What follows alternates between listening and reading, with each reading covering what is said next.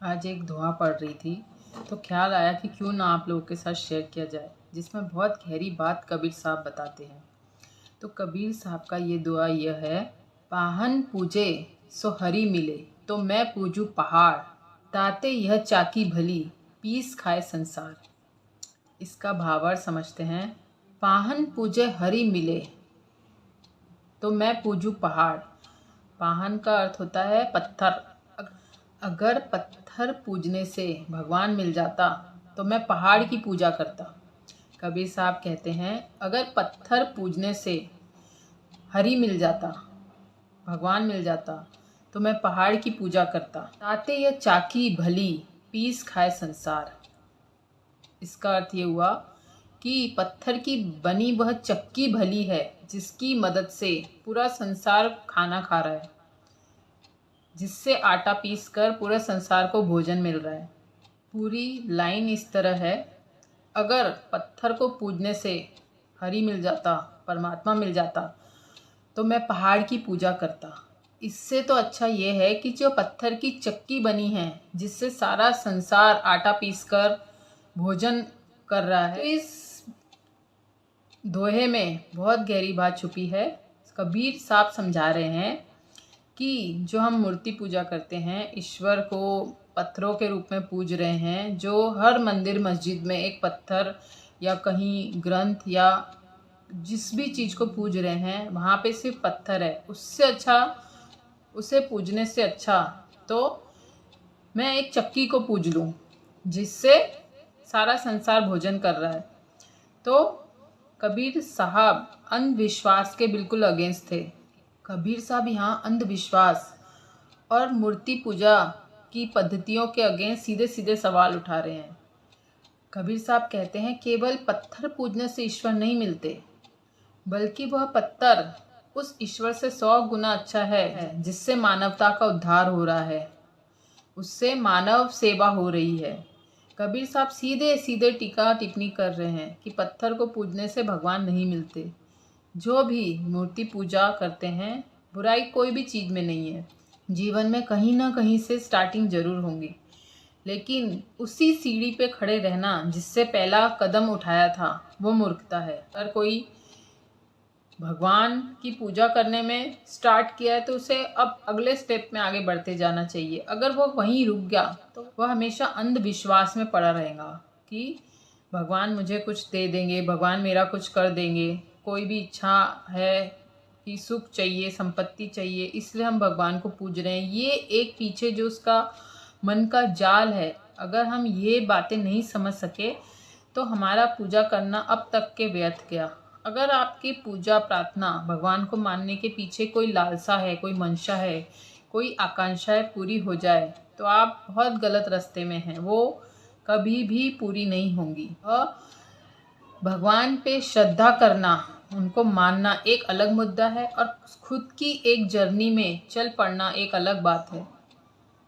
अगर जिसे अपनी स्वयं की जर्नी में चलना है, आध्यात्मिक जर्नी में चलना है, स्पिरिचुअल अवेकनिंग जर्नी तय करनी है, तो सबसे पहला अंधविश्वास, मान्यता कि पत्थर की मूर्ति को पूजने से कुछ होगा, ये भ्रम तोड़ना होगा, जिसे कबीर साहब सीधे सीधे द्वंद्व कर रहे हैं, सीधे सीधे टीका टिप्पणी कर रहे हैं।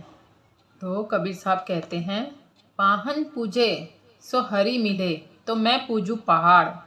अगर पत्थर पूजने से परमात्मा मिलते तो मैं पहाड़ की पूजा कर लूँगा। ताते ये चाकी भली, पीस खाए संसार। इससे तो वह पत्थर की चक्की ही अच्छी, जिसमें पीसा गया अन्न लोगों के पेट भरने के काम आता है। तो यह दोहे में बहुत गहराई है। अगर किसी को ये दोहे से ही बहुत ज़्यादा अवेयरनेस मिलती है तो वो यहीं से आगे बढ़ सकता है। कहीं बहुत सारी पोथियाँ या किताबें पढ़ने की ज़रूरत नहीं। अगर आप हिंदू कुल में जन्मे हैं तो आपको बचपन से पूजा पाठ, भगवान की भक्ति, प्रेम, ये सब सिखाया गया है। तो अगर ये फर्स्ट स्टेप आपकी है भी तो कोई बुराई नहीं है। किसी भी चीज़ को नकारात्मक तरीके से हमें नहीं देखना है, बस हमें उसे अपनी सीढ़ी बना लेना है। अब उससे और आगे एक स्टेप बढ़ाना है। अब एक प्रश्न खुद से करना है, क्या सच में जो मैं इतने समय से पत्थर की मूर्ति पूज रहा हूँ, इससे मुझे कुछ मिला? कुछ भी आपकी इच्छा है या ज़रूरतें हैं उससे पूरी हुई?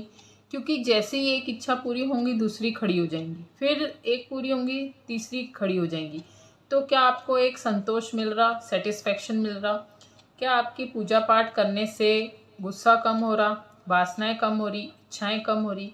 अगर आपके पूजा पाठ करने से ये सब चीज़ें, आकांक्षाएं, वासनाएं कम होती है, आपकी संतुष्टि बढ़ती है, आप अत्यंत आनंदित होते हैं, प्रेमपूर्ण बनते हैं, अपने इर्द गिर्द आप एक प्रेम का माहौल क्रिएट कर पा रहे हैं, तो आप बिल्कुल राइट डायरेक्शन में हैं।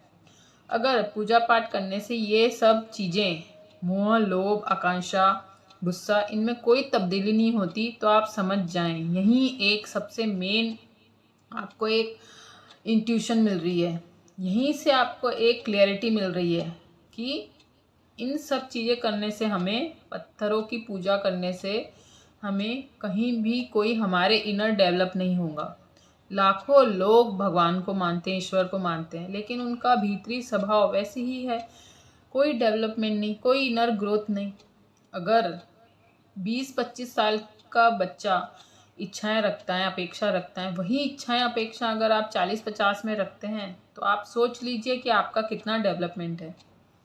तो अगर इनर जर्नी में बढ़ना है, इनर डेवलपमेंट करना है, स्पिरिचुअली अवेयर होना है, आपको आगे बढ़ना है, तो आपको इस पूजा पाठ में आपको खुद पर प्रश्न खड़ा करना पड़ेगा, क्या ये मैं सही डायरेक्शन में जा रहा हूँ या जा रही हूँ? अगर आप खुद के प्रति एक सवाल खड़ा करते हैं, तो आपको ऑटोमेटिक रास्ते मिलेंगे। जब आपके मन में कोई द्वंद्व और सवाल ही नहीं होगा, तो रास्ते तो पॉसिबल ही नहीं है। तो सबसे इम्पॉर्टेंट है, मूर्ति पूजा से, भगवान को मानने से आपके इनर ग्रोथ कोई हो रहा है? अगर हो रहा है तो वेल एंड गुड, नहीं हो रहा है तो अभी से सोचें, समझें और इस विषय पे चिंतन करें।